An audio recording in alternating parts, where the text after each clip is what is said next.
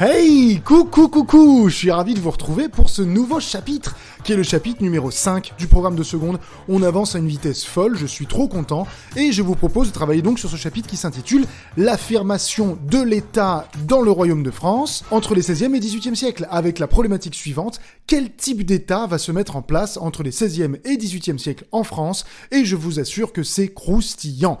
Alors cette fois-ci, je suis un grand prince, vous voyez, quand je suis bien comme ça, je suis sympa, je vous donne pas 3 notions, je vous en donne que 2, on va pas se casser la tête non plus. Alors la première, c'est la nation. La nation, c'est une communauté de personnes qui vivent sur le même territoire et qui ont une culture, des valeurs, des traditions communes et qui forment une communauté politique. Ça, c'est une nation, on va le voir, parce que la nation française va être importante à saisir durant cette période-là. Et la deuxième notion, c'est la notion d'absolutisme. L'absolutisme, c'est un système politique, c'est un régime politique dans lequel le pouvoir est concentré dans les mains d'une seule personne. Et ce souverain-là, il exerce le pouvoir, entre guillemets, en solo, mais on va voir que dans la réalité, l'absolutisme n'est pas vraiment appliqué comme ça. Bon, sur ce, je vous propose qu'on commence parce que je suis bouillant et j'espère que vous aussi. Let's go!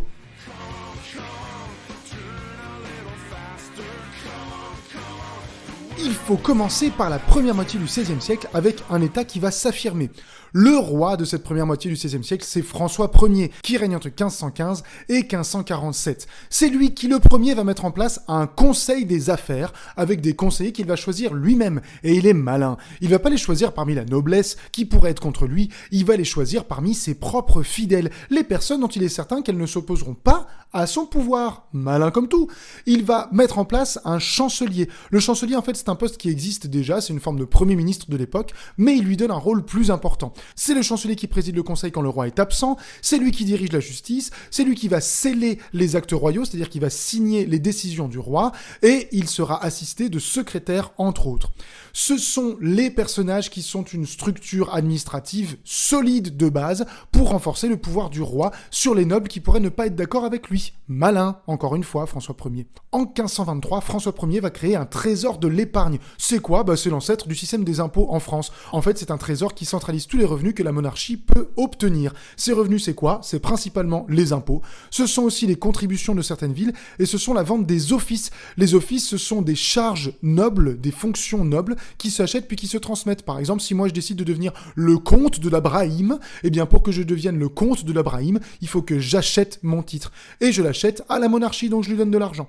Tous ces revenus, impôts, vente des offices ou contributions des villes, sont concentrés dans le trésor de l'épargne, donc créé en 1523.